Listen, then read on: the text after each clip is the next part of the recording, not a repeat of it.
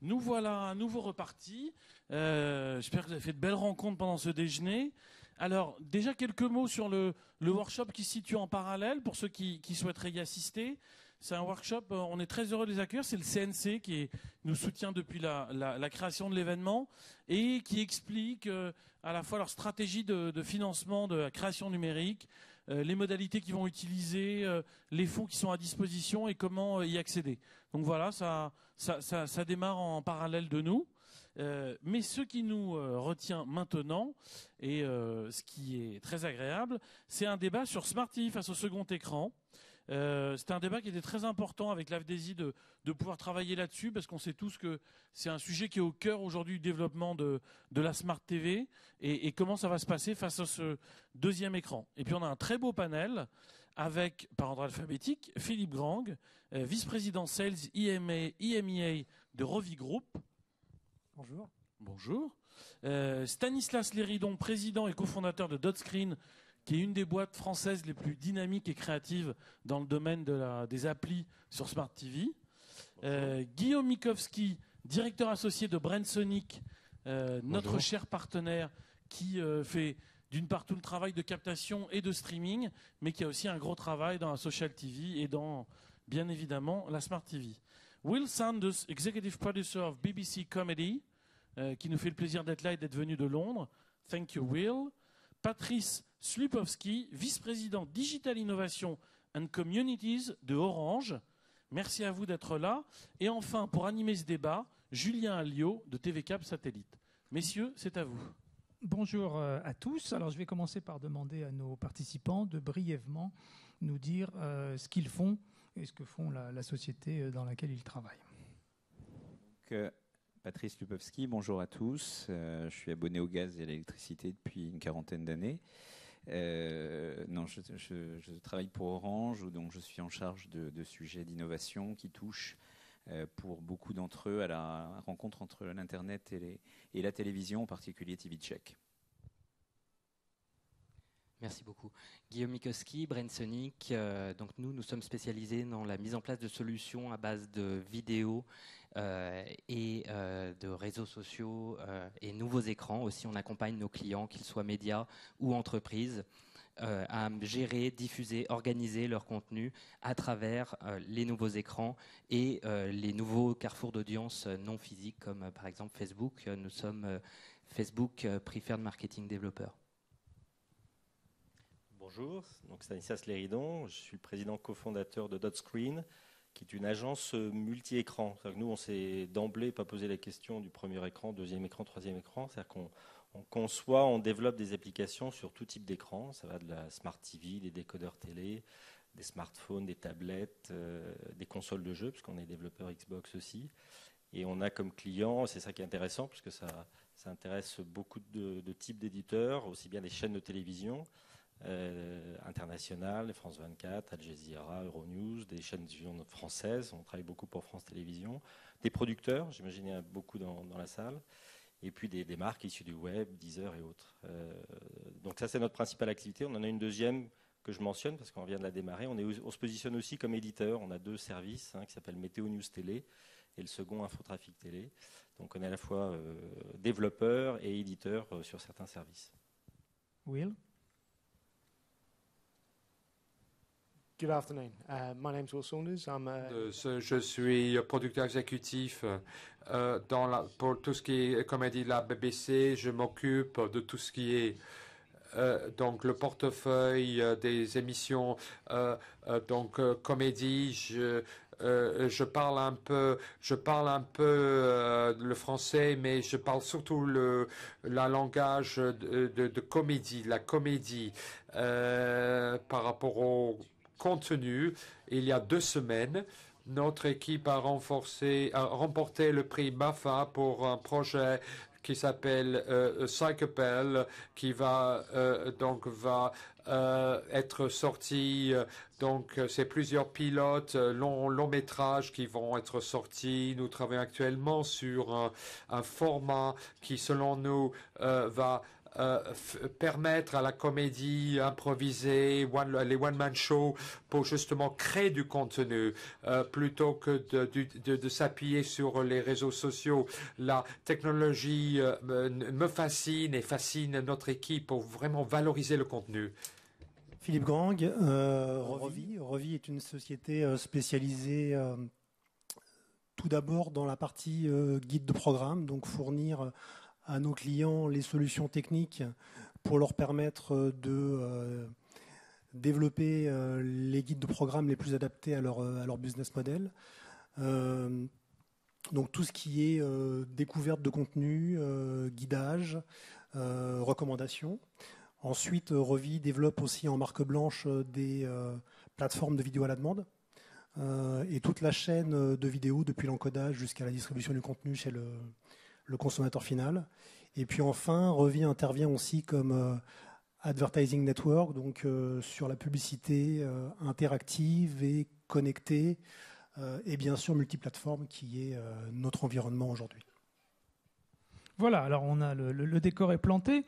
On va peut-être demander à notre hôte britannique de lancer les choses avec du content, comme il dit, et de nous dire si actuellement il voit quelque chose qui existe déjà en Grande-Bretagne, sur lequel, par exemple, la BBC a travaillé et qui va arriver un de ces jours dans un pays comme le nôtre.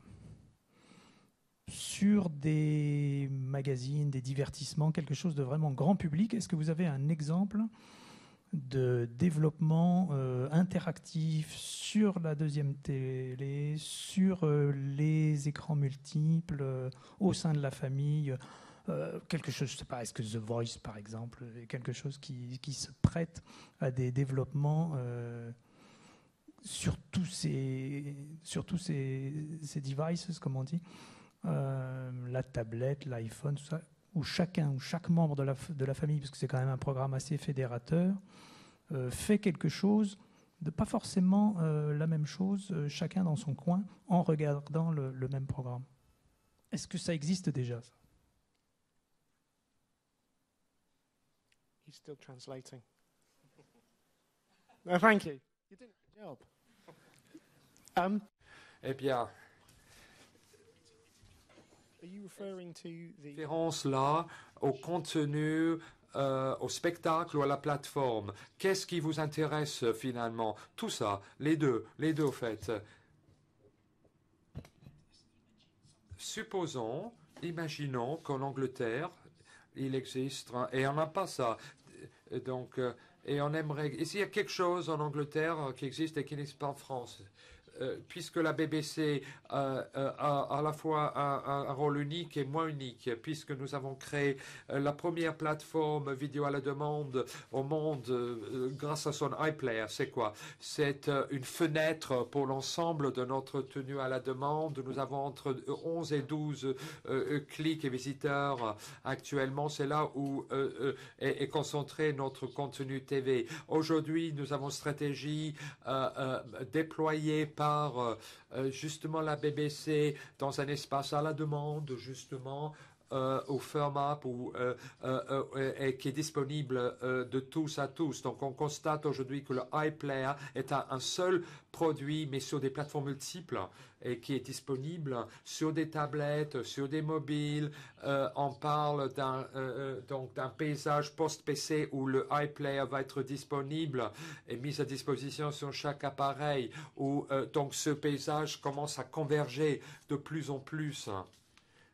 Donc, l'avantage pour nous, c'est que nous avons une plateforme absolument phénoménale qui est gratuite tant qu'on a payé sa redevance télé. Là où il y a un inconvénient, éventuellement, cela réside dans le fait et dans la manière dont le contenu se développe c'est-à-dire s'internationalise beaucoup plus que nous l'avons anticipé ou envisagé. Depuis quelques semaines, il y a une campagne intitulée par la banque, initiée par la banque, lancée par la banque HTO, Take My Money and Go, qui permettrait des transactions dématérialisées. La BBC actuellement veut servir un public britannique, mais dans ce paysage et dans ce cadre et contexte où il y a de moins en moins de financement, il faut trouver d'autres solutions. Et elle passe par des partenariats commerciaux pour justement dégager plus de revenus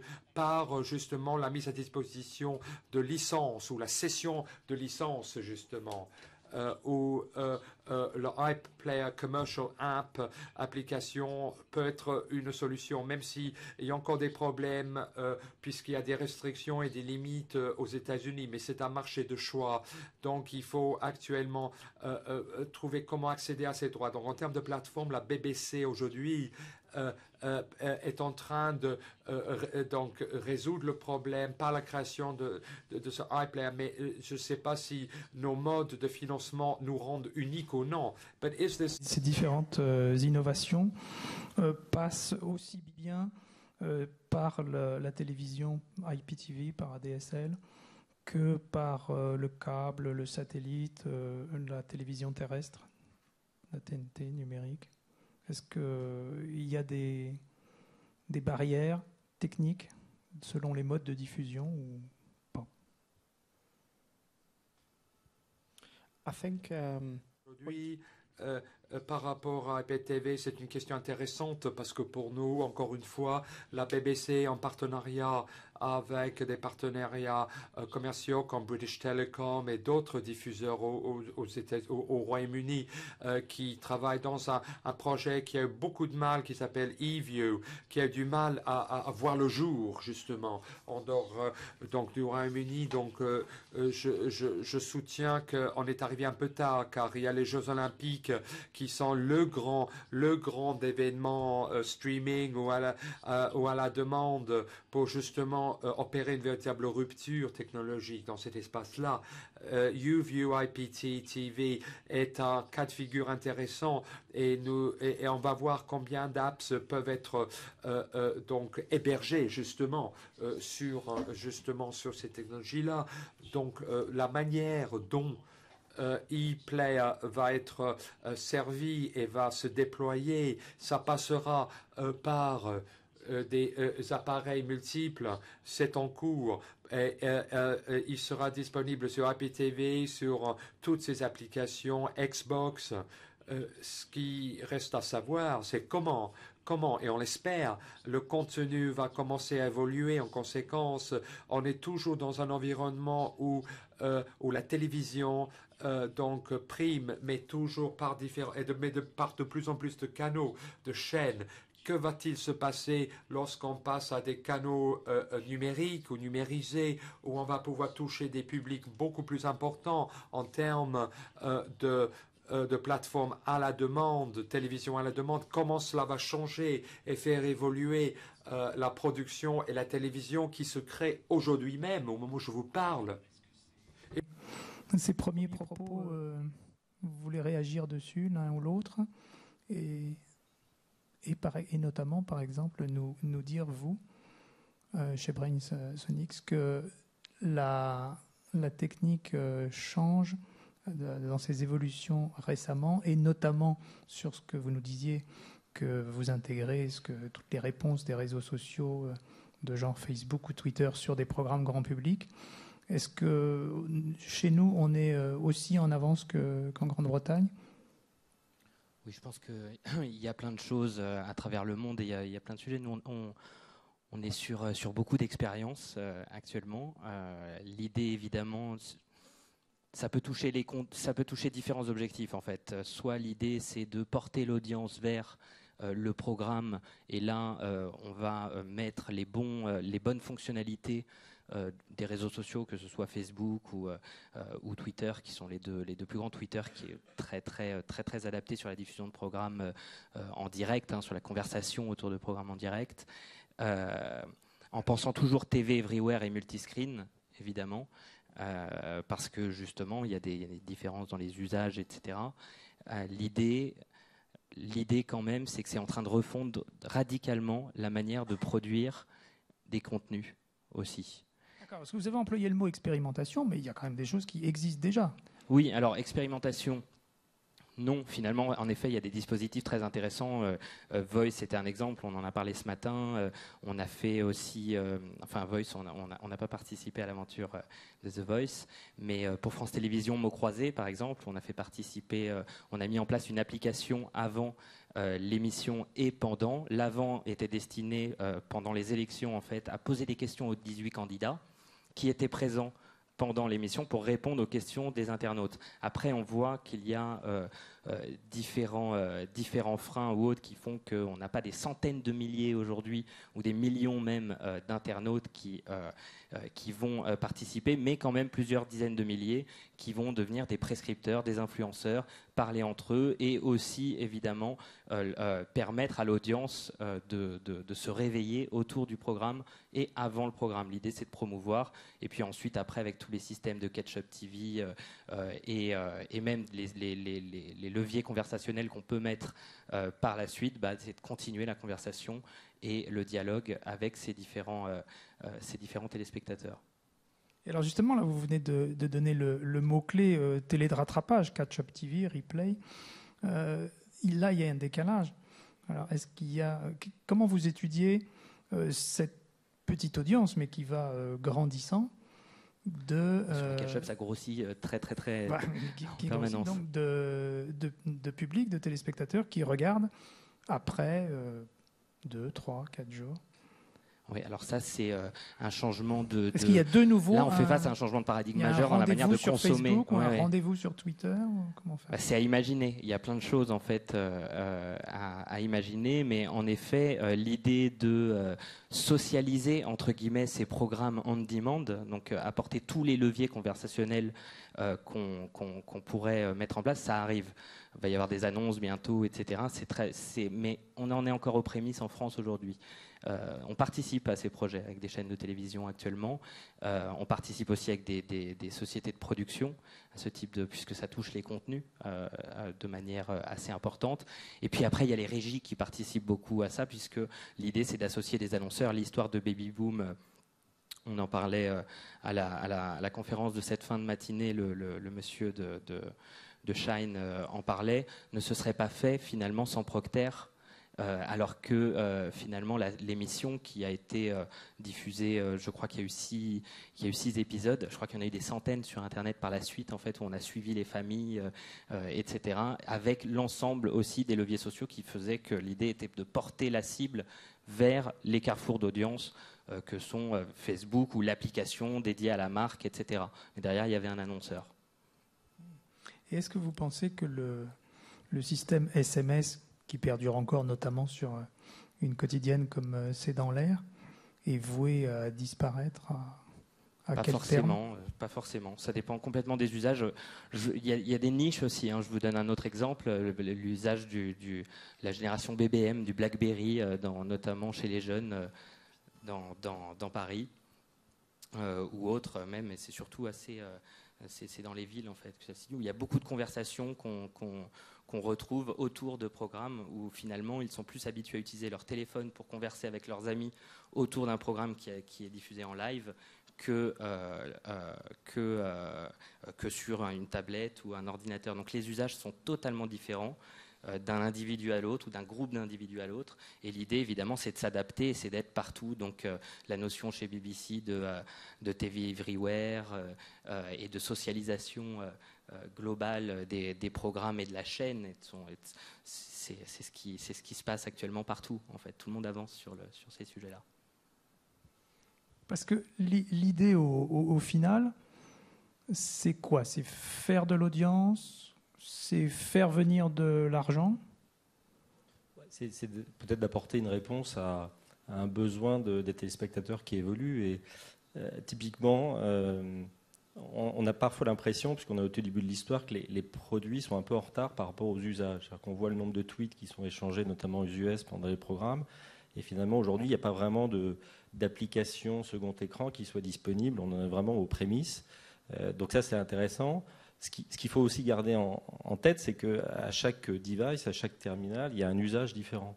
Aujourd'hui, l'écran télé, la Smart TV, c'est quand même un écran qui est collectif. On regarde la télévision à plusieurs, alors qu'une tablette va plutôt être un device, un terminal multicompte. On va éventuellement le partager à plusieurs. Et le smartphone est vraiment un terminal très individuel qu'on va pas forcément échanger ou prêter avec quelqu'un d'autre.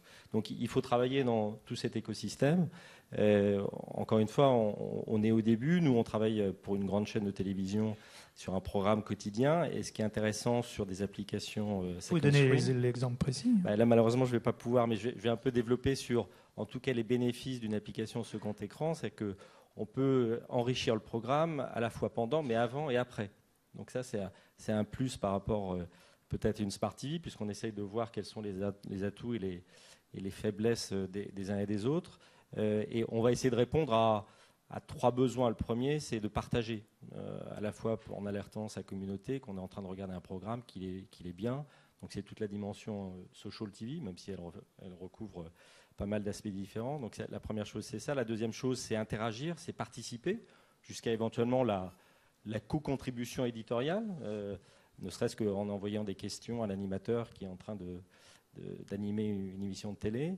Et puis la troisième chose, c'est enrichir l'expérience, parce qu'on voit qu'effectivement, l'écran télé, il a ses limitations, il y a une grille de programme, et une chaîne ne peut pas en permanence, avant et après, offrir autant qu'une application sur tablette ou smartphone. Donc voilà, dans l'écosystème dans lequel on travaille, l'environnement dans lequel on travaille, et avant, finalement, les éditeurs, je l'ai été moi-même avant de devenir prestataire, on travaillait un petit peu, une nouvelle technologie arrivait, on faisait une application.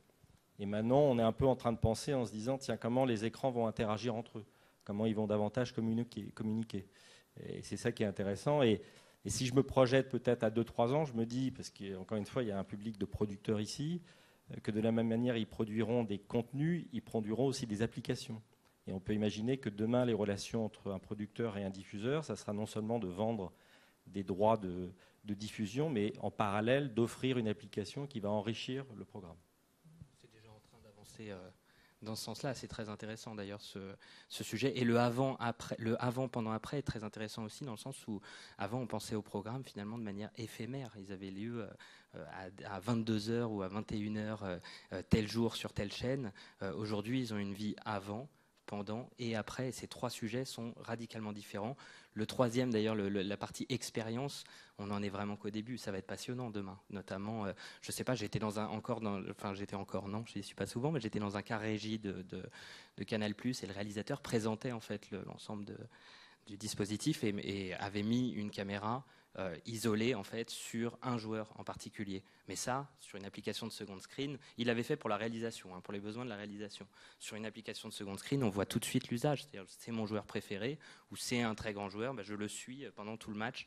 J'ai le match avec la réalisation devant et j'ai le divergé sur mon écran. C'est des expériences comme ça qui vont arriver et qui vont même changer la manière de raconter des histoires et de produire. Peut-être qu'il se passera d'autres choses sur mon écran ou que même je déciderai de la fin demain de ce que je serai en train de regarder.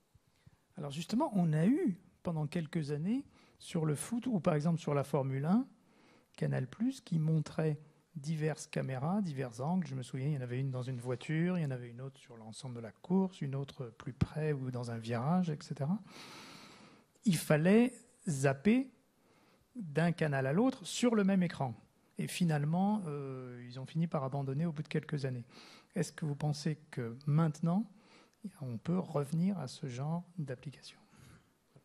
Je pense que oui, la problématique était surtout ergonomique. La télécommande n'était pas forcément adaptée à ces usages. Et aujourd'hui, il y a des très très gros progrès. Je pense que les constructeurs se focalisent sur le sujet, comment permettre à quelqu'un de naviguer sur finalement des interfaces beaucoup plus riches que ce qu'était la télévision avant, interagir. Et puis le second écran justement est là, même si le second écran finalement existe depuis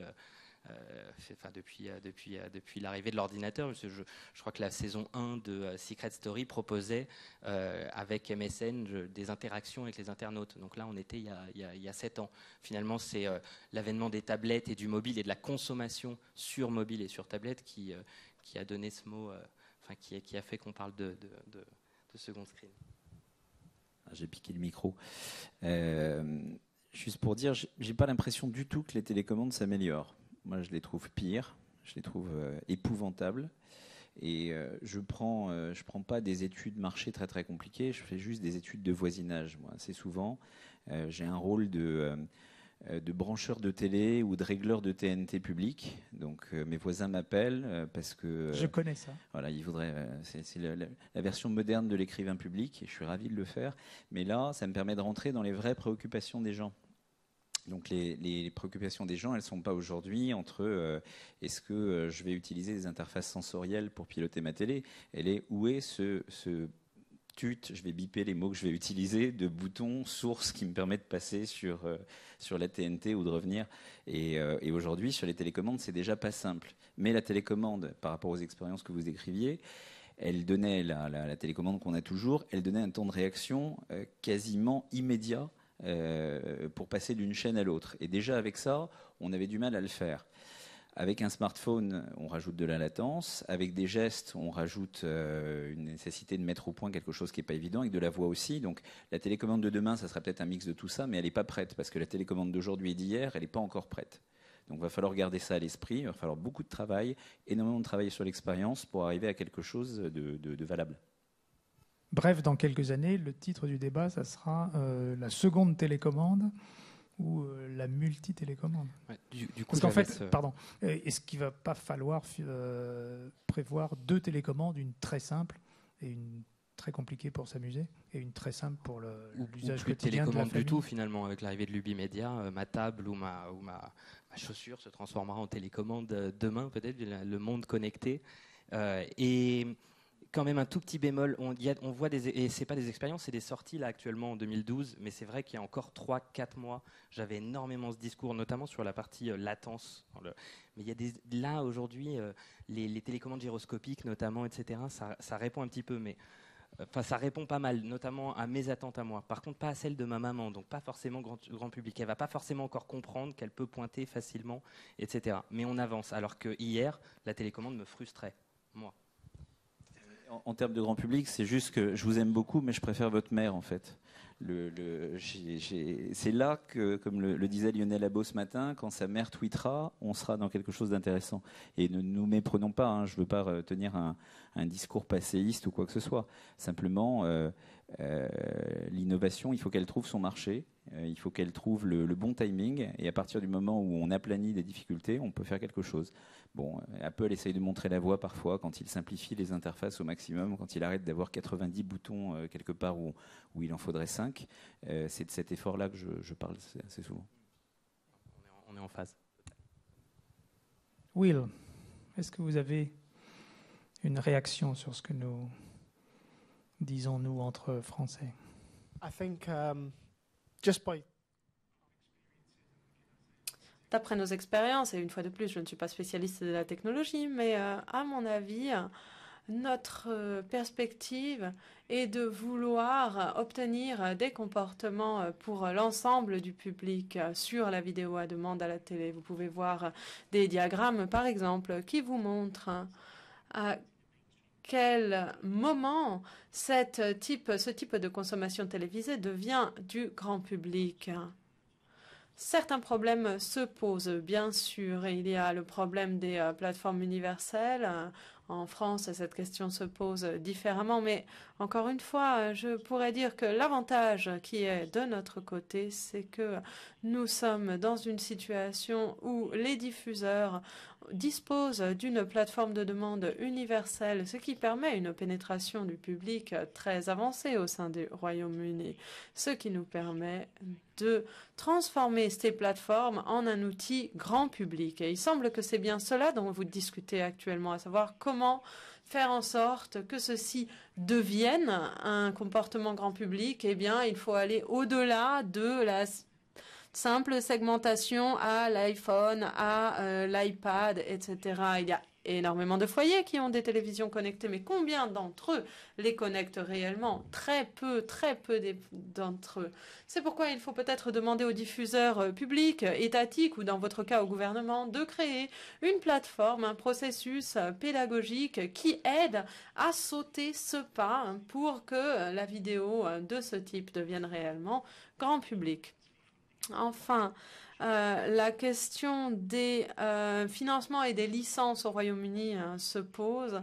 Ce n'est pas si important. On parle de l'impératif, la nécessité d'avoir une génération connectée, mais si l'on considère les obligations qui échouent aux différents pays, on voit que les niveaux de connexion, pas nécessairement à la vidéo. Je pense que effectivement, la prolifération du contenu, l'accès au contenu, il est maintenant...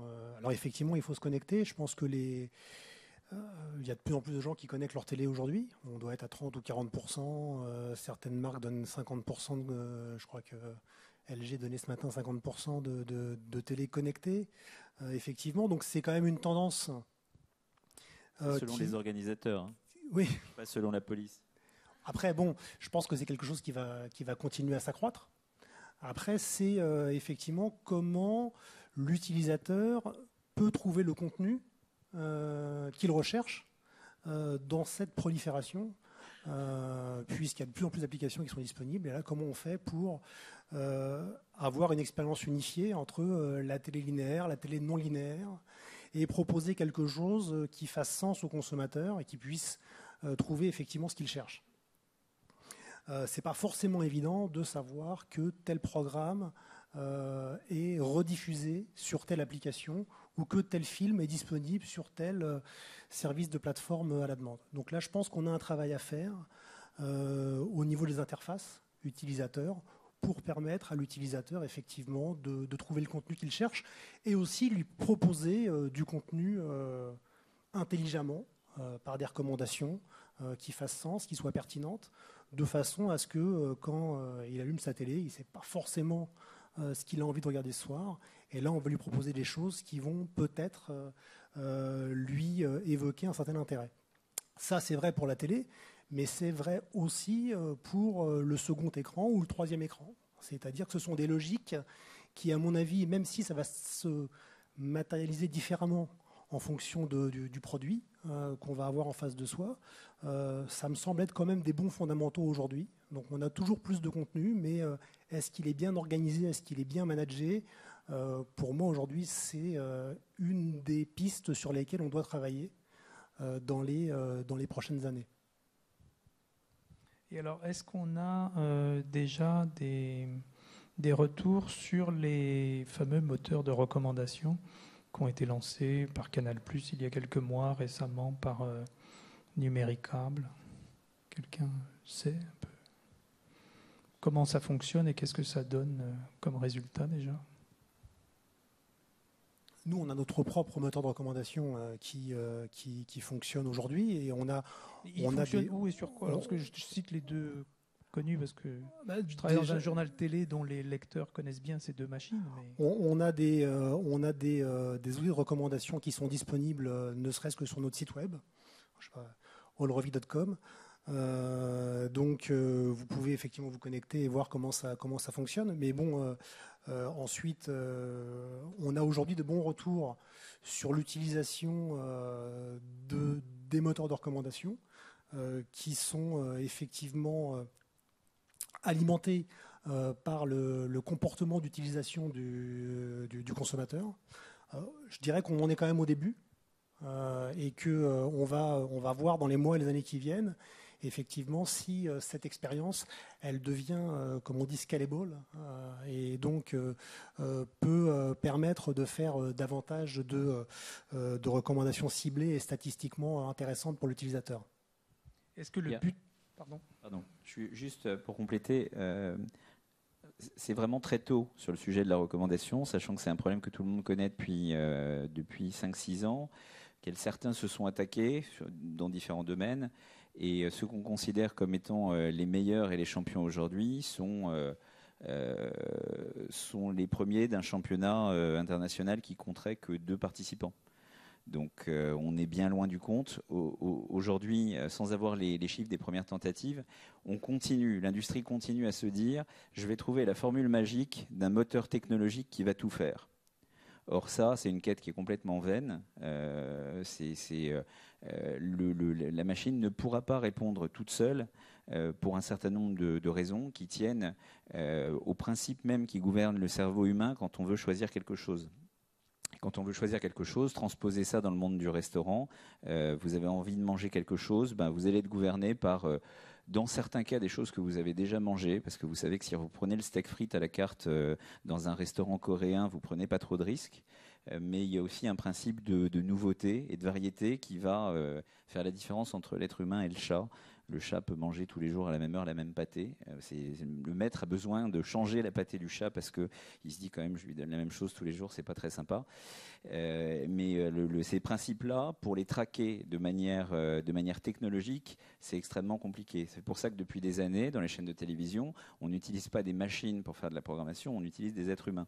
Parce qu'on a besoin à un moment donné de faire en sorte que le programmateur, qui est un des deux grands métiers de la chaîne de télévision, fasse son métier de connaître les gens, de comprendre qui il a en face et de savoir ce qu'il faut leur servir. Et ça, cette intelligence-là, elle est extrêmement compliquée à recréer de manière technologique. Donc on en est aujourd'hui à des balbutiements, on essaye tous, on a tous des moteurs et on est déjà content de ce qu'ils font quand ils ont énormément de données à digérer. Mais en cold start, vraiment quand on n'a aucune donnée et qu'on veut partir sur quelque chose, il y a bien peu aujourd'hui de technologies qui permettent de le faire. Oui, je suis d'accord. Il y a une partie d'algorithmes qui fonctionne bien aujourd'hui, mais effectivement, le moteur de recommandation doit être aussi alimenté par des éditeurs qui vont pouvoir mettre de l'humain dans les résultats et améliorer, effectivement, tweaker, comme on dit, les algorithmes de base. Oui. All I cite here is if Amazon can get through to me. Si Amazon pouvait venir vers moi et me dire je sais qui vous êtes, je suis sûre que n'importe quelle technologie serait alors capable de parvenir à un résultat similaire. Et c'est bien l'objectif que nous recherchons au sein du champ social. La question qui se pose, ce sont mes amis, les changements, les informations et comment utiliser tout ce paysage social pour influencer l'information pour la télévision. Et la forme de pouvoir la plus influente, ce sont bien sûr les personnes elles-mêmes qui interviennent. Donc l'investissement dans l'espace social, bien sûr, mais ils ont réalisé un travail de si grande qualité, ces espaces sociaux. Ils vont certainement avoir des répercussions sur le paysage à la demande. Nous avons les marques. Regardez ce qui se passe par exemple sur Sampler. Regardez ce qui se passe sur l'impact. Ce sont les systèmes qu'il nous faut considérer. Ce sont les lieux où se trouve l'innovation. Ce sont bien ces systèmes sociaux. Je profite de cette petite pause dans la discussion pour vous inviter à participer vous aussi, si vous le souhaitez, dans la salle. Bruno Smadja a un micro, vous levez la main, lui vous verra, moi je ne vous vois pas beaucoup à cause des projecteurs, donc c'est surtout Bruno qui nous fera signe si quelqu'un veut intervenir au milieu de la discussion, il n'y a aucun problème. J'arrive tout de suite. Et réaction sur Twitter aussi. Donc je lis, il y a quelqu'un qui a dit « Waouh, c'est jusqu'à 16h30, on va mourir ». Donc je le rassure, c'est jusqu'à 16h seulement. Il y a quelqu'un qui nous rappelle qu'on devrait traiter le sujet sur l'interactivité. Je fais les questions du SVP 1111. Hein, ça manque un petit peu de femmes sur scène. Je fais la jeune femme du SVP 1111, si vous voulez bien. Je l'invite à prendre la parole. Hein. C'est vrai que le thème de la conférence, c'est Smart TV versus Second Screen. Ça y est, Jean-Yves. Jean-Yves Lemoine, bonjour. Ce qui m'étonne, c'est juste pour réagir. Le sujet, c'est un sujet, on peut s'en foutre ou pas, mais c'est vrai qu'il n'est pas beaucoup traité. C'est versus, pas dans le sens contre, against, etc., mais plutôt de la complémentarité des deux. Hein. Oui, mais je ne sais pas, ce qu'on a parlé, c'est intéressant ou pas selon ce qu'on lit sur Twitter, mais j'ai une question. Ce qui m'intéresse, c'est de voir un petit peu la disparité qu'il y a ici entre monsieur, dont excusez-moi, j'ai oublié le nom, qui est anglais, qui parle d'une plateforme qui s'appelle Will Sanders, qui parle d'une plateforme qui s'appelle qu'on appelle souvent iPlayer, et les autres intervenants français ou avec des sociétés qui sont un peu moins françaises, je pense à Rovi.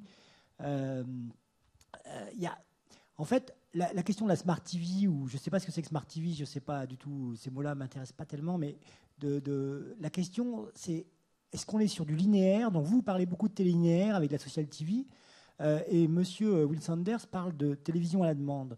Donc comment on passe de l'un à l'autre? Est-ce que ce ne serait pas ça vraiment l'enjeu? L'enjeu, est-ce qu'il n'est pas demain d'avoir une télévision qui sera entièrement à la demande avec des événements qui seront effectivement live? Je pense à le match de foot. C'est sûr que France-Angleterre, c'est compliqué de le voir en avance, ou il n'est pas très intéressant de le voir après.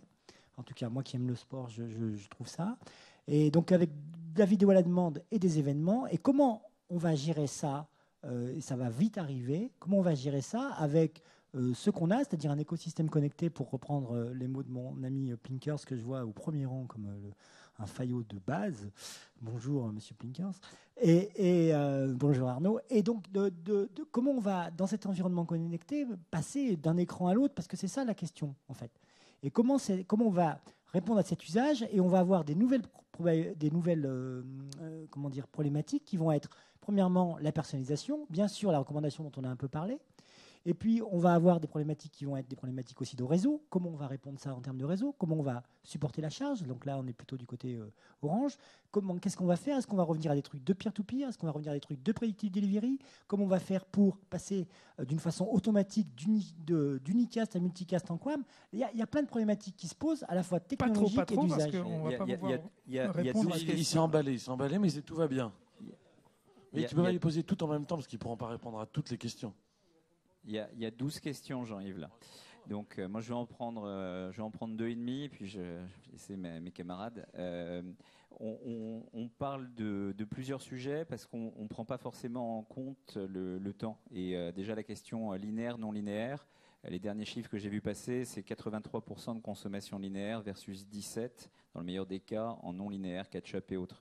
Donc ça formate le fait que 17% du temps passé sur la télé, c'est énorme, mais ça reste quand même minoritaire par rapport aux 83%.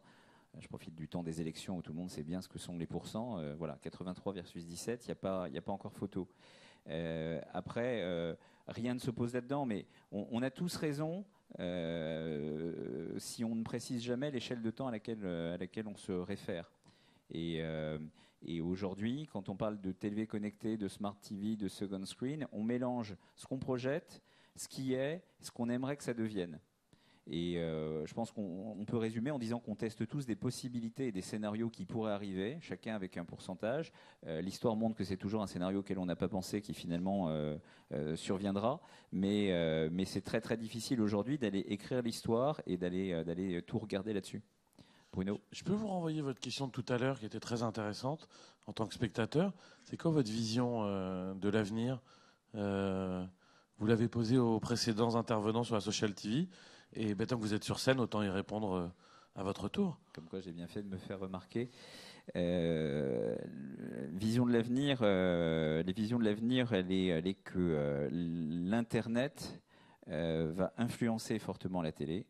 Ça, c'est très très bateau, donc ça au moins c'est fait, tout le monde sera d'accord. Mais ça, j'aurais pu dire ça. J'ai pu le dire déjà il y a 5 ans, j'ai pu le dire il y a 10 ans, et ça l'a pas beaucoup fait, parce que la télé n'est pas un média qui est facile à révolutionner. Contrairement à d'autres médias, parce qu'il y a beaucoup d'argent, des logiques de production qui sont compliquées, des métiers qui sont en place, donc ça se fait pas aussi facilement. Donc parlons vraiment d'avenir. Parlons d'avenir. C'est que tout en respectant des besoins sociologiques et physiologiques. Et on parlait un petit peu du lean back ce matin. Le lean back, l'attitude de relaxation devant la télé, on va continuer à en avoir besoin. Parce que d'un seul coup, la vie ne va pas se transformer dans un univers de loisirs. On ne va pas mettre les villes à la campagne, comme disait Alphonse Allais. Ça va rester difficile. Donc, glander devant la télé, on va toujours en avoir besoin de ce relâchement. Maintenant, on est connecté aux autres. Et on l'est de plus en plus, même par des moyens non physiques, électroniques. Donc, l'influence de tout ça fait que cette connexion doit persister par le moyen que choisira l'utilisateur. est-ce que le moyen que va choisir l'utilisateur, c'est cette télé connectable connectée que 20 à 50% des gens ont connectée? Est-ce que c'est la set-top box de l'opérateur ou est-ce que c'est le deuxième écran? Ça va foncièrement dépendre de l'utilisateur et on ne peut pas le dire aujourd'hui. Donc nous, d'une manière assez pragmatique, on développe des choses sur les trois. Et quand je dis les trois, c'est même peut-être les quatre parce que on a un service de télé sur les Xbox de la même manière. Donc si demain ça fait du sens de mettre de la télé sur les frigos, on en mettra. Et on fera en sorte que les réseaux, les services, les ergonomies soient au service de ça.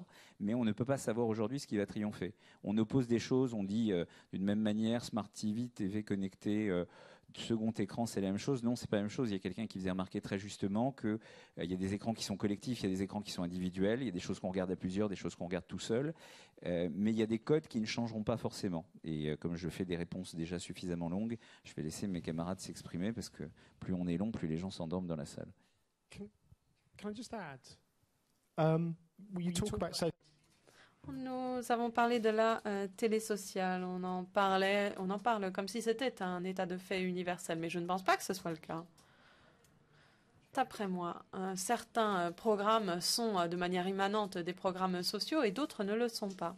Pour faire un parallèle, je suppose que vous avez également beaucoup d'émissions, de discussions radio. Ce qui est social, c'est tout simplement du bruit. Ce sont quelque chose qui existe depuis longtemps. Le fait que les gens ont toujours parlé de leurs programmes de télévision.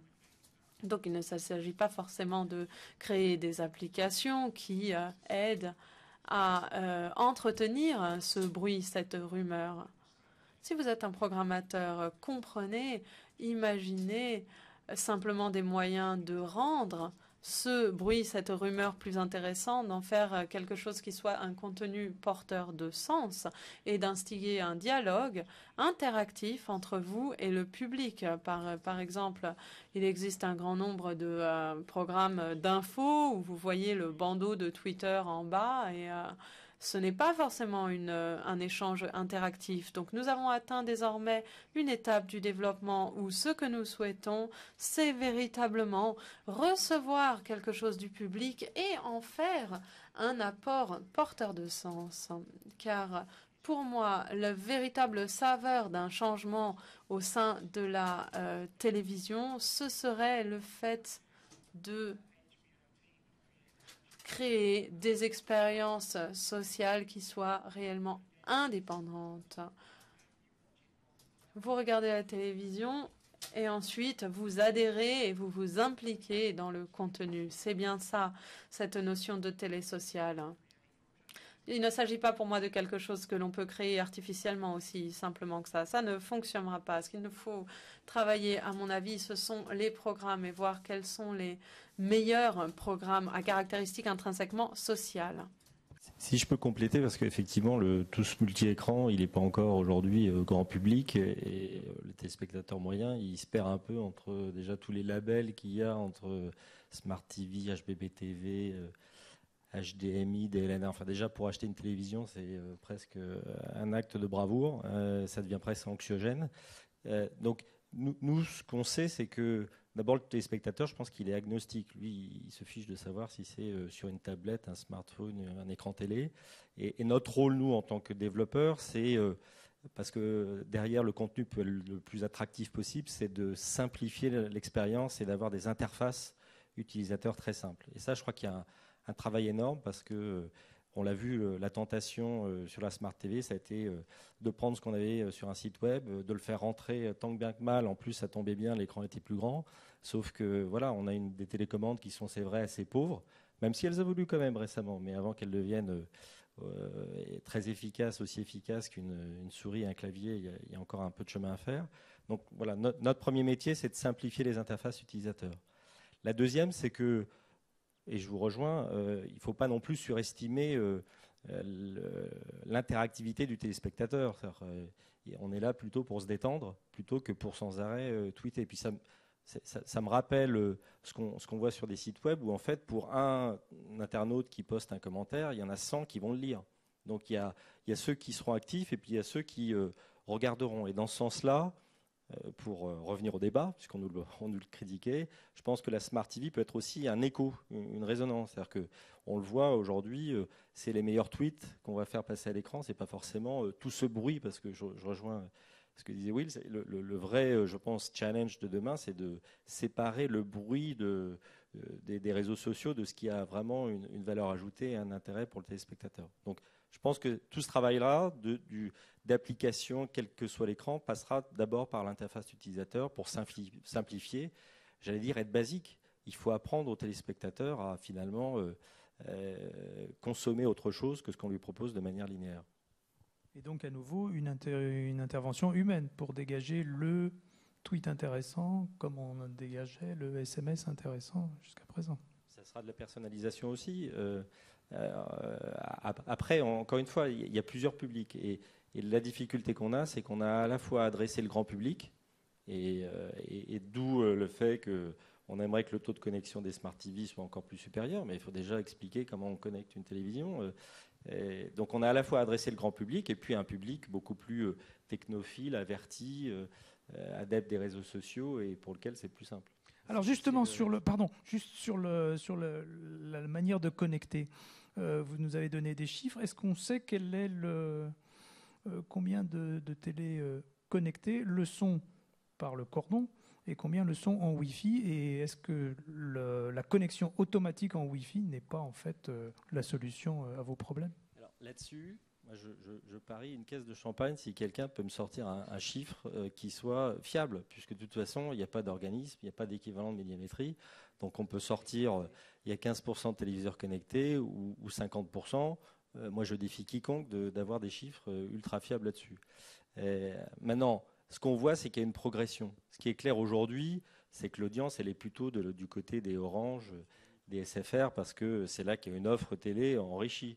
Mais progressivement, on voit que voilà, des nouveaux entrants sur ce marché, des Samsung et autres, tous les boîtiers OTT, on voit bien que pourquoi un Apple et pourquoi un Google s'intéressent à ce marché, que c'est un marché qui mondialement pèse $1,5 trilliard. Donc quand vous cumulez les investissements publicitaires et les achats des téléspectateurs, donc c'est un marché juteux et intéressant, et il y a des nouveaux entrants, et que progressivement, soit parce que déjà d'emblée la connexion se fait un peu automatiquement quand vous achetez une télé, et que de la même manière ça scanne les chaînes, ça va scanner s'il y a des réseaux Wi-Fi, que si vous n'avez pas connecté votre téléviseur, il y aura un message qui apparaîtra à l'écran disant c'est pas connecté, que HBB TV, qui est cette interactivité qui va arriver par le flux des chaînes, va inciter aussi les gens à se connecter pour avoir davantage de contenus audiovisuels qui leur sont disponibles.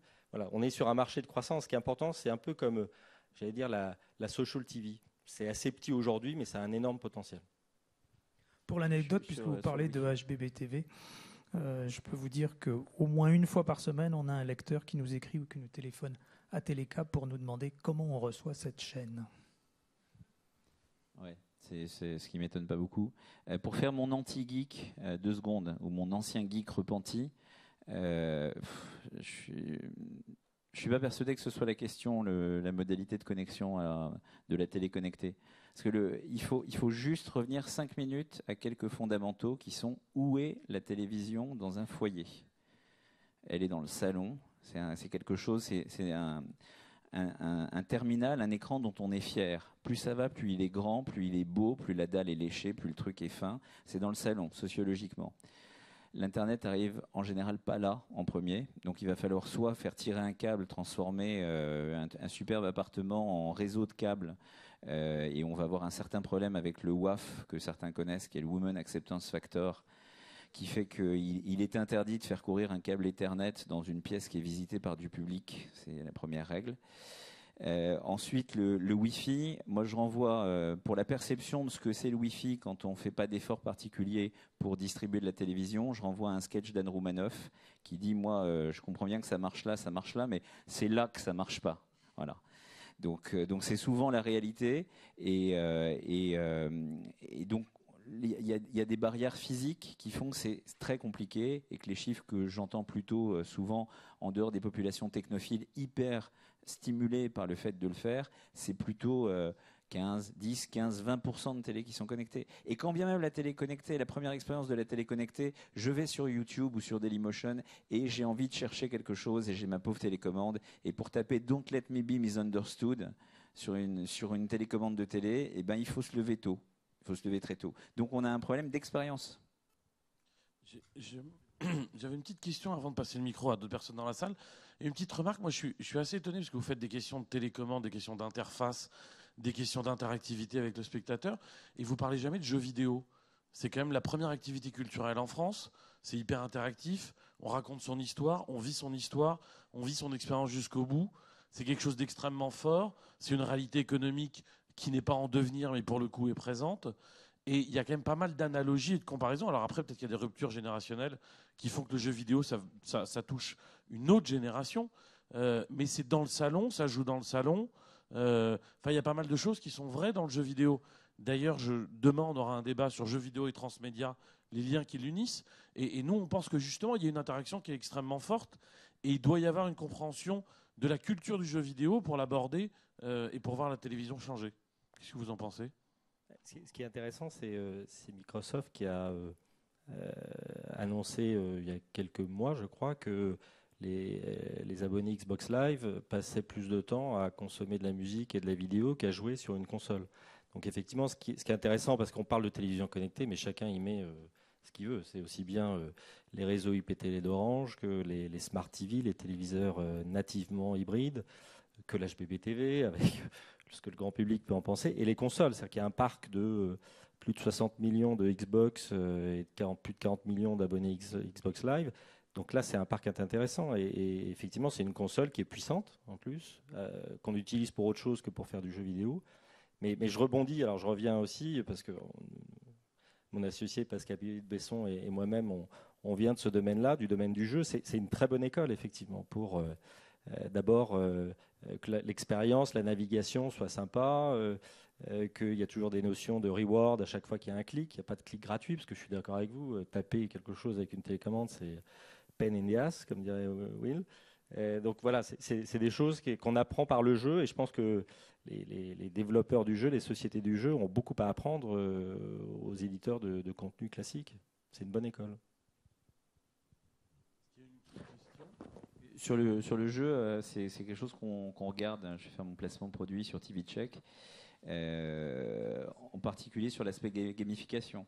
Donc les mécaniques du jeu, on essaye de les ramener dans une logique de gamification de l'expérience télé, avec des badges, avec des quiz, avec des choses qui vont amener un peu, qui ne se font pas sur toutes les émissions, mais qui sur certaines peuvent aller essayer de tirer parti des ficelles du jeu à l'intérieur de l'expérience télévisuelle. On voit aussi le jeu télévisé rejoindre les applications de second screen, social TV en général. On l'a vu sur Money Drop en France avec TF1. C'est des choses en effet qui touchent aussi les sujets du ludique, du gaming, de l'advertainment et qui poussent évidemment les usages. Donc oui, clairement, tout ça se touche. Vive le jeu. Il y a une question, je crois, ici. Bonjour, toujours Plinkers en fait. J'ai une question pour Will, parce qu'on l'oublie un peu, et j'ai une question qui me brûle les lèvres depuis tout à l'heure, puisque vous êtes de la BBC. Alors je sais que vous n'êtes pas responsable de ce qui a pu se passer avec notre ami de chez Z-Box et notamment Anthony Rose, mais a priori au départ il vient de la BBC. Il a monté, d'après ce que j'ai compris, pour des questions de timing, sa propre société dans l'univers du deuxième écran, qui est aujourd'hui une des sociétés sûrement les plus prometteuses sur ce marché. Et pourtant, je suis un concurrent, donc j'ai pas d'hésitation à le dire. J'aimerais savoir aujourd'hui comment la BBC aborde justement cette question de la standardisation des plateformes liées à la social TV, au play along et à toutes ces questions, puisque finalement, vous avez quelque chose qui vous a échappé, qui aurait pu être quelque chose de très intéressant. Est-ce que vous remonteriez à bord aujourd'hui? Est-ce qu'on parle éventuellement d'un projet à la YouView dédié à la social TV qui passerait pourquoi pas par Z-Box? Est-ce que c'est des questions aujourd'hui que vous arrivez à avoir en Angleterre, puisqu'en France aujourd'hui c'est très difficile de les avoir pour des questions de concurrence historique?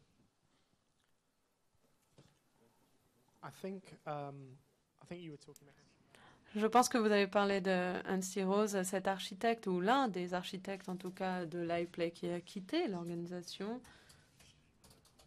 pour travailler sur un projet et enfin créer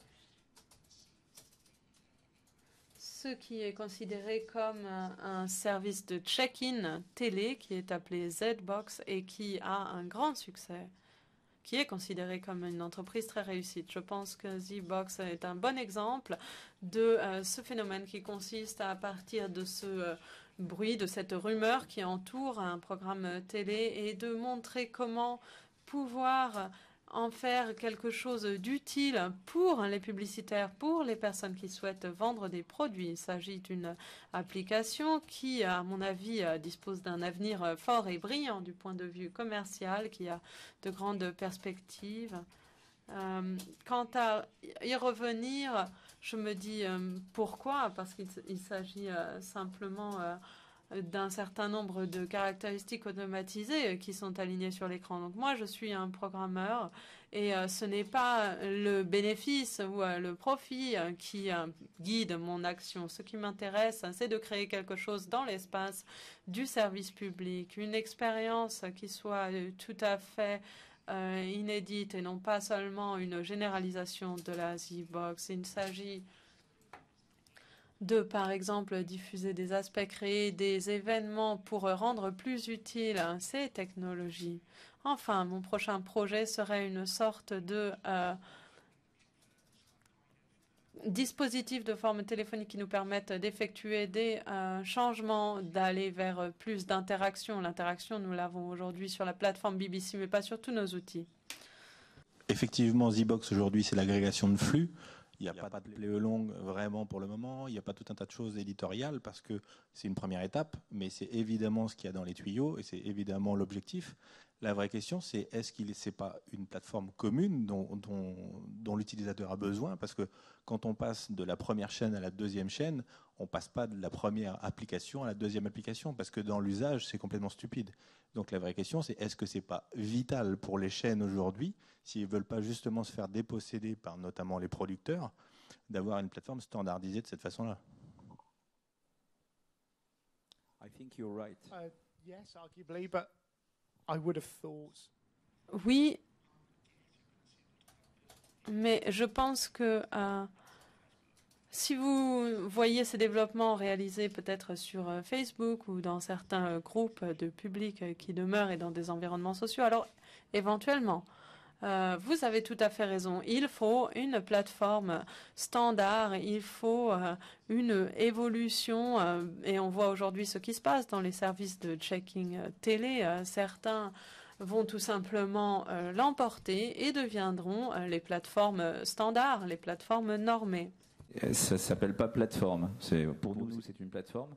Du point de vue de l'utilisateur, ça s'appelle une place, un lieu.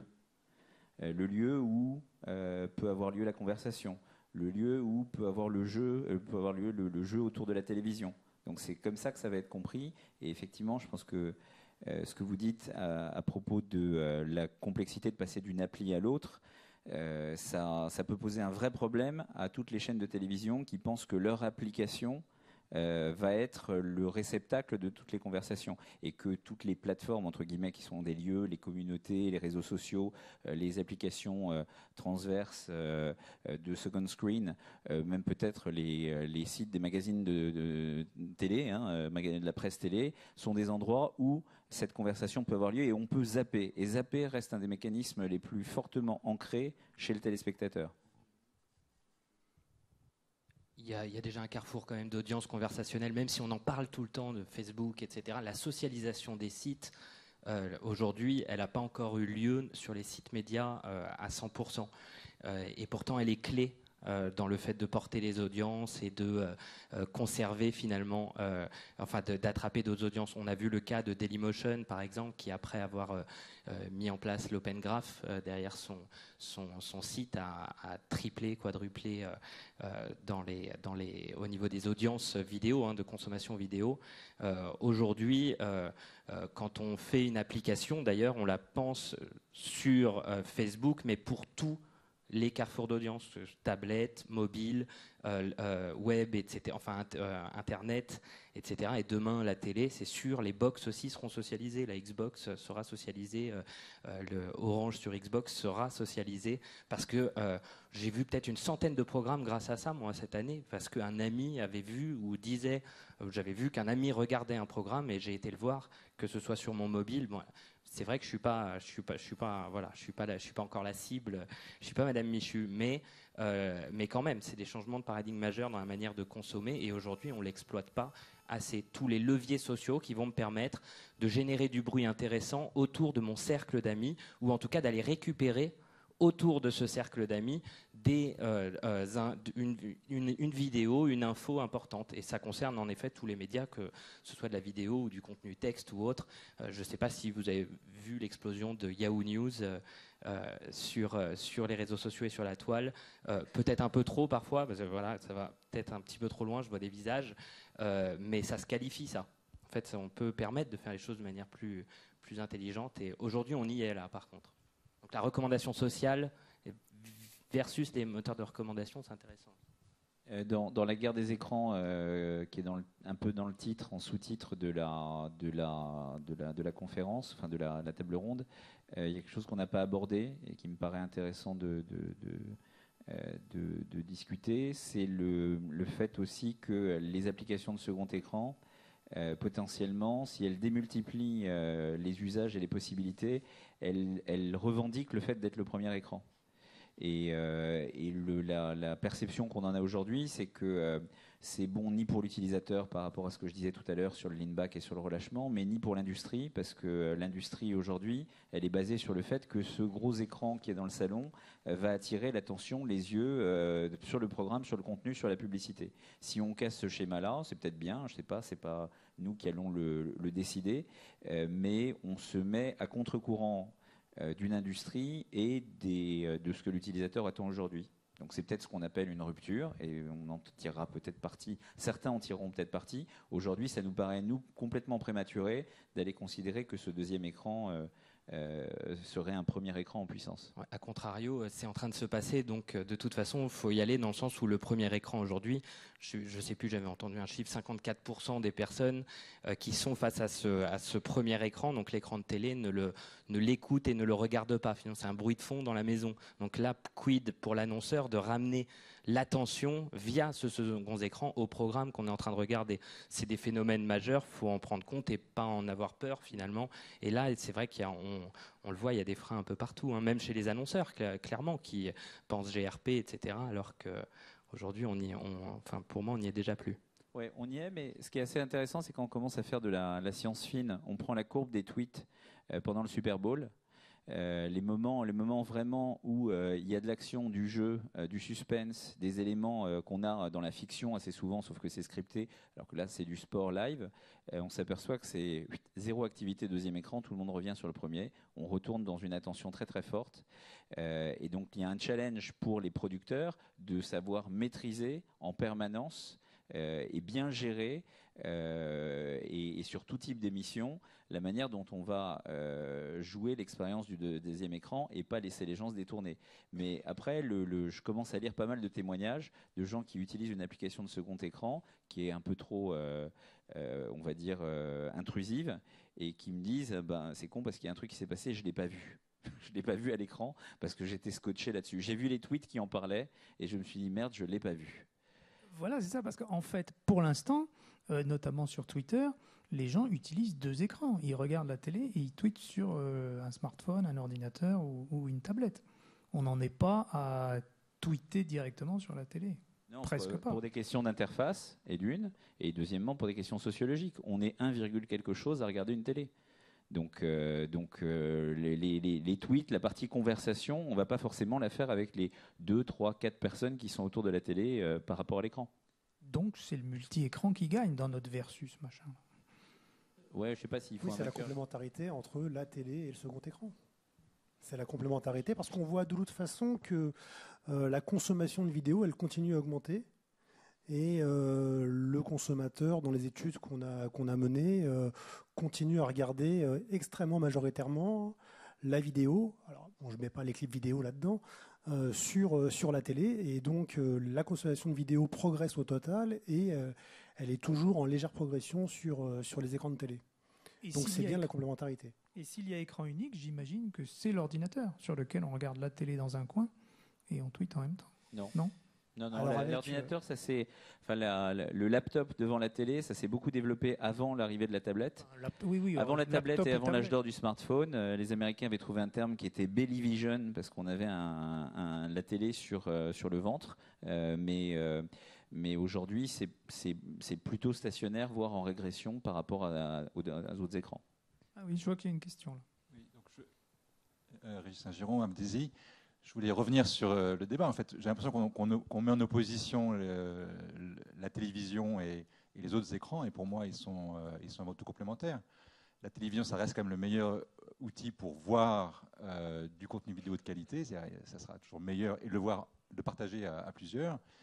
Et les autres écrans sont des bons écrans d'interface et d'interaction. Donc je crois qu'aujourd'hui, pour moi, ce qui semble le découpage logique, c'est d'interagir, d'avoir un interface utilisateur sur un second écran, soit pour réagir et dialoguer avec d'autres utilisateurs, soit pour tout bêtement choisir et décider ce qu'on veut voir, et après de le voir sur le grand écran. C'est ce que Apple fait finalement très intelligemment avec AirPlay. Et donc, reconnaissons le mérite de chaque écran. Il y en a un qui est bien le meilleur pour voir, il y en a un qui est le meilleur pour interagir. On est d'accord. Je crois que il y a deux drivers pour le consommateur, c'est la qualité et le côté convenience. Donc si c'est plus facile pour lui et plus confortable de regarder un film de bonne qualité sur une télé, à la maison, il le fera. Donc on est d'accord. Et effectivement, il utilisera sa tablette pour faire autre chose. Après, il peut effectivement utiliser sa tablette pour voir de la vidéo en dehors de chez lui, mais a priori, les études montrent qu'il continue à regarder la télé sur sa télé. Voilà. Et donc le seul petit problème, c'est qu'on a inventé des nouvelles solutions technologiques comme HbbTV pour pouvoir interagir sur l'écran principal, mais on n'a pas pensé, et ça manque un petit peu, à faire la liaison entre l'interaction sur la tablette ou le smartphone et l'écran. Et donc Apple le fait avec AirPlay, comme toujours, ils pensent un petit peu en avance de phase. Mais ça manque aujourd'hui dans les spécifications, dans les normes, pour pouvoir faire ça de façon standard et simple pour l'utilisateur. Ouais, c'est plus la circulation que l'interaction. Hein. Mais ce qu'a fait Apple est magnifique en termes de circulation parce que c'est très simple à faire, très simple à mettre en place surtout. Et c'est le gros défaut de DLNA si on veut opposer les deux. Non seulement le terme est incompréhensible, mais c'est à configurer, ça reste extrêmement compliqué. Ça va dépendre du modèle de téléviseur, il y a des vrais problèmes et des vrais freins et des vraies barrières. Mais Apple a surtout insisté là-dessus sur la circulation, plus que sur l'interactivité liée ou pas au programme. Mais je pense que, j'espère qu'on n'a pas compris qu'on opposait les écrans. Et moi, je suis complètement en phase avec ce que tu dis. C'est l'intérêt du multi-écran. Mais j'allais dire, comme le public est un public de professionnels, c'est l'intérêt de tous les acteurs de la chaîne. C'est l'intérêt, je pense, des producteurs, parce que ça peut être un moyen aussi, finalement, dans les relations entre diffuseurs et producteurs, qui sont plutôt au désavantage des producteurs, de reprendre un peu la main, parce que finalement, elles vont pouvoir apporter un programme enrichi par ce type d'application, puis s'affranchir un peu de finalement être complètement dépendant d'un diffuseur, parce que le programme peut finalement perdurer indépendamment du diffuseur. Donc c'est l'intérêt des producteurs.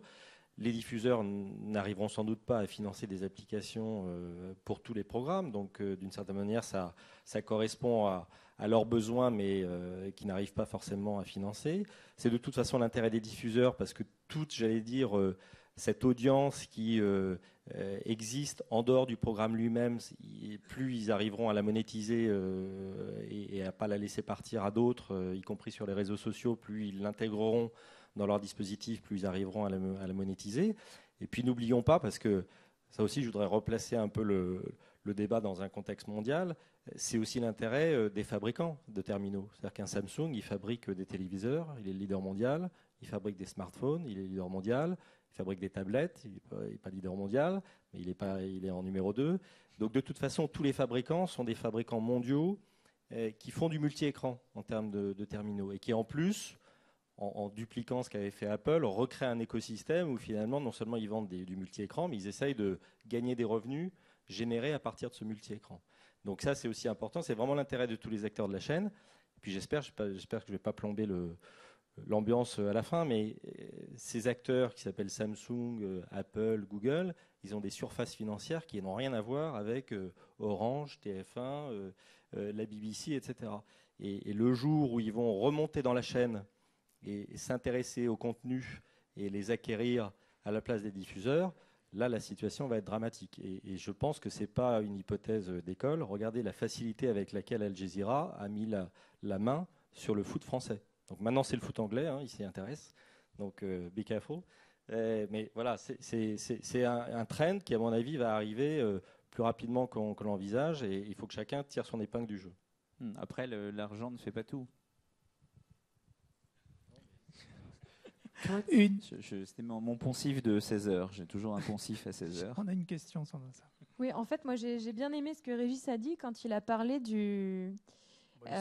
la situation d'usage. Enfin, je pense que ce qui détermine vraiment la vocation des devices, c'est leur interaction ou justement leur différence, parce que chaque device a une vocation première à la base. Déjà, les devices, ils sont mobiles, donc c'est plutôt on the move versus la télé où on est passif. Mais la vraie dimension, je pense, qui peut aider à faire son chemin dans tout ça, c'est le partage versus la consommation individuelle à un moment donné. Donc, je pense qu'on va plus utiliser les devices quand on est dans sa chambre tard le soir, parce que les enfants dorment, on ne va pas regarder la télé ou je ne sais quoi, et on va prévoir ce qui se passe, ou on va programmer un enregistrement. Enfin, ça, c'est des choses assez standards. On a vu avec Free qui sont arrivés. Voilà, enregistrement via une application à distance. Ou voilà. Et après, par exemple, quand on est tous devant la télé, je pense que c'est très propice à réserver les vacances, le resto, commander des choses. Et là, je vois plus l'utilisation de la télé en tant que telle plutôt que l'interaction avec les devices. Je pense que vous avez tout à fait raison sur le contexte. Moi, c'est ce que je lis dans ce commentaire. Le contexte fait que, à partir du moment où on rend tout possible, et c'est la promesse TV Everywhere qu'on a faite, que d'autres ont fait également, c'est le choix pour l'utilisateur, en fonction d'où il est, quand, etc., de prendre le terminal qui l'intéresse. Encore faudrait-il supposer que tout le monde a tous les devices, ce qui est loin d'être, même si on a tous l'impression ici qu'il y a 98% d'iPhone et d'iPad, d'iPhone et de Zipad, comme on dit maintenant, c'est loin d'être le cas, même s'ils sont très nombreux. Donc sur le choix, oui, la capacité à choisir, oui. Après, vous utilisez le mot partage, je ne suis pas tout à fait d'accord avec vous, parce que pour moi, la télévision a toujours été sociale.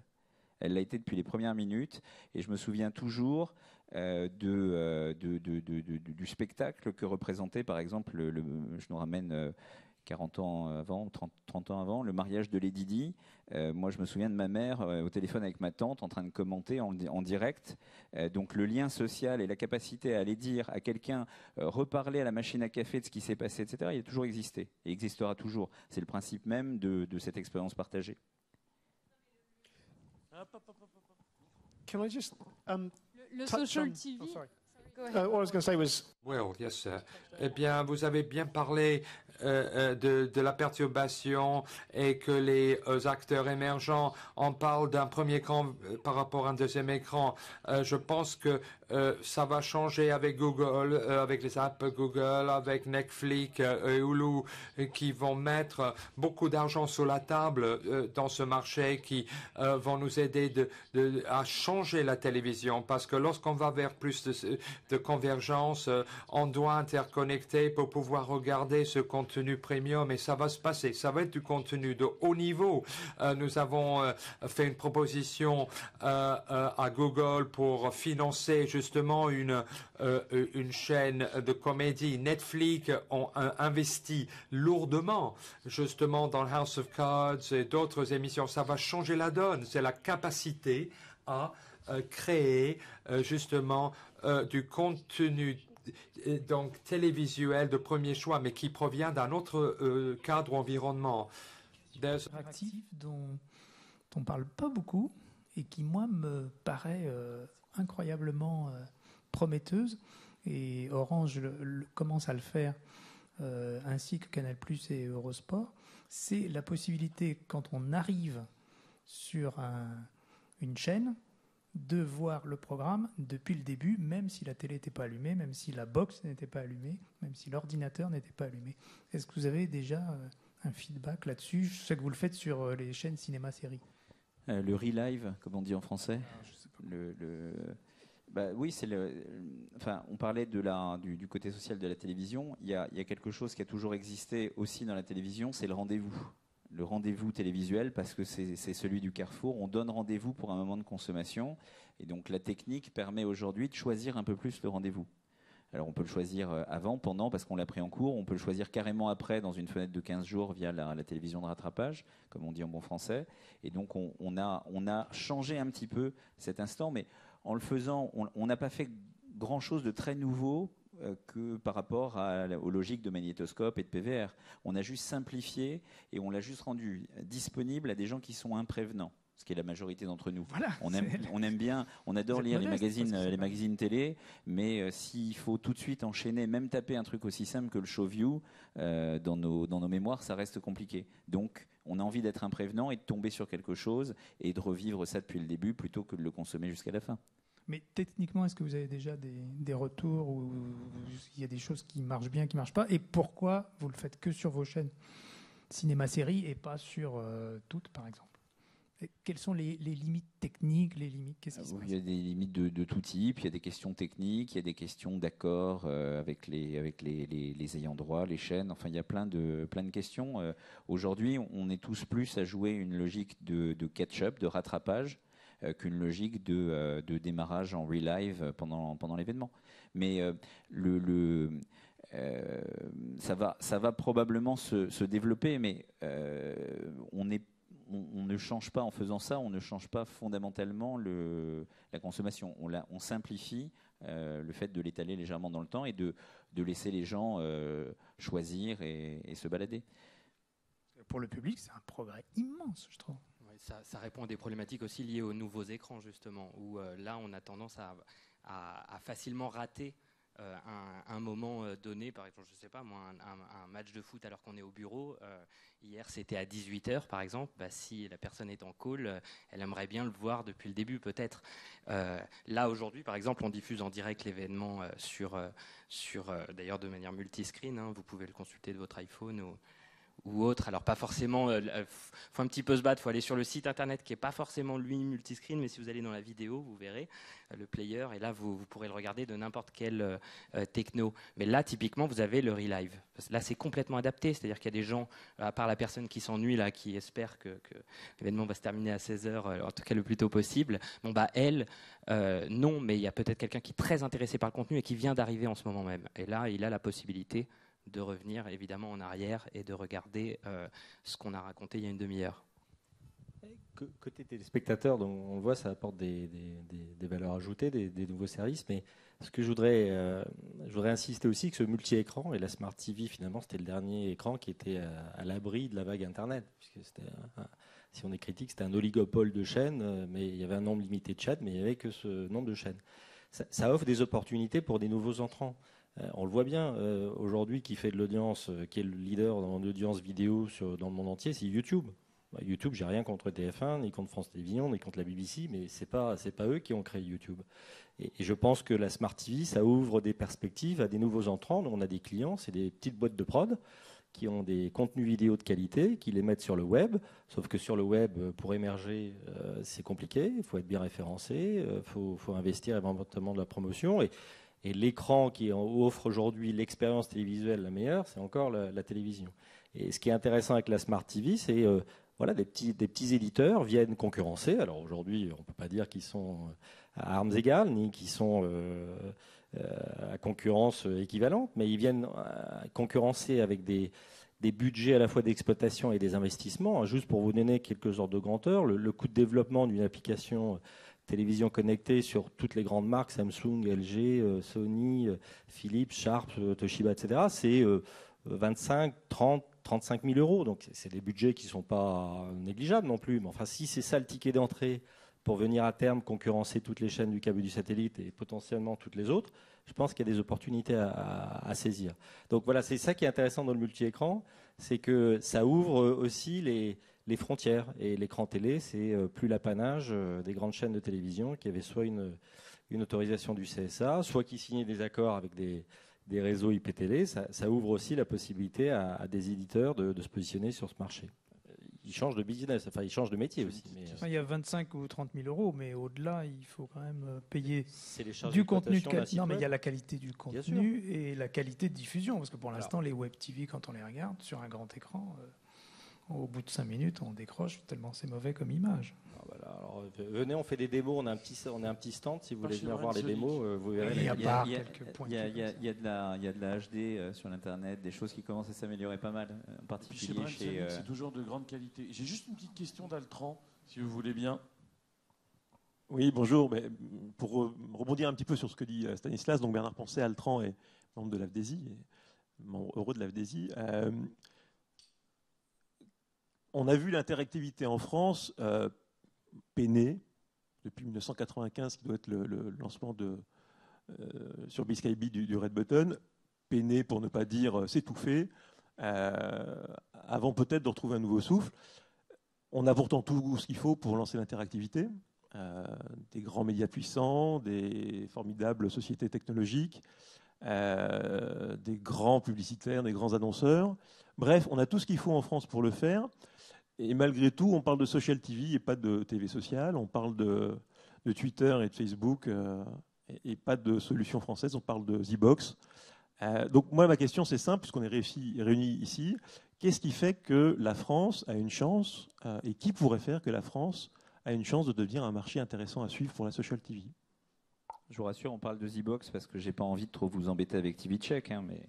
C'est une question pour Will Sanders. What do you expect from France? Money. Jean de la France.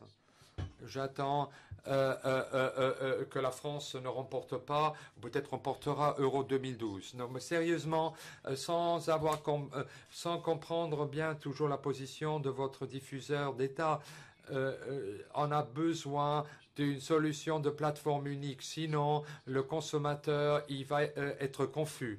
Il va être confus.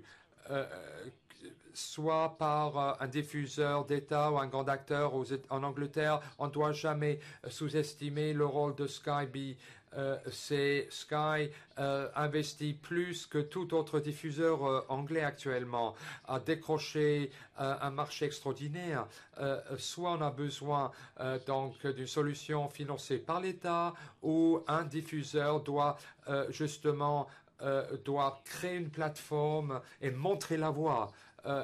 Et qui permet de fixer le cap de manière claire et bien définie. Et de rien au premier pourcent, et quand on va de 1% à 10%, de 10% à 100%, aujourd'hui, on est vraiment dans la problématique qui va de 1% à 10%.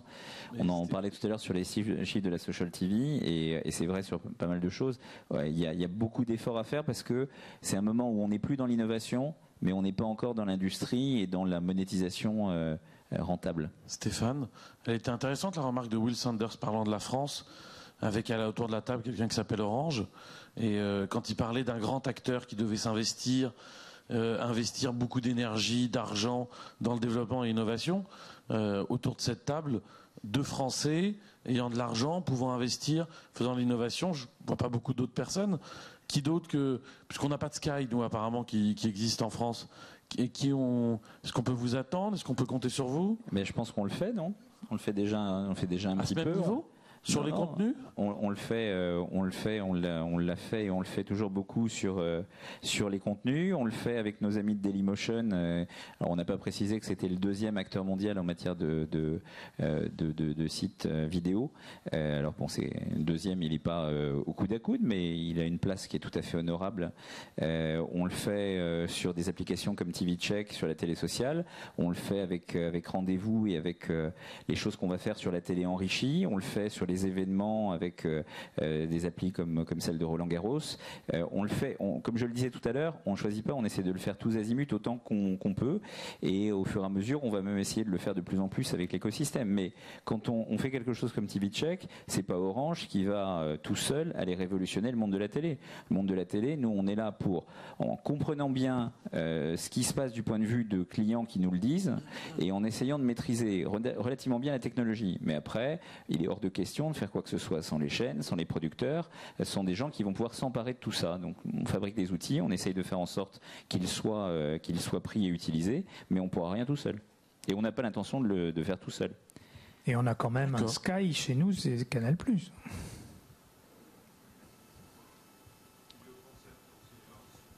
Ok, merci beaucoup. Merci à vous tous. Juste, avant de partir en pause, je voulais vous annoncer que demain, on aura 2 superbes keynotes, workshops plutôt, qui seront par 2 de nos participants. À la fois Guillaume Mikowski qui vous parlera de Social TV, et vous pourrez rentrer un peu plus dans le détail avec lui, plus dans l'interactivité, sur les techniques, parce que c'est une des rares agences françaises, des sociétés françaises qui sont référencées chez Facebook pour pouvoir développer des solutions.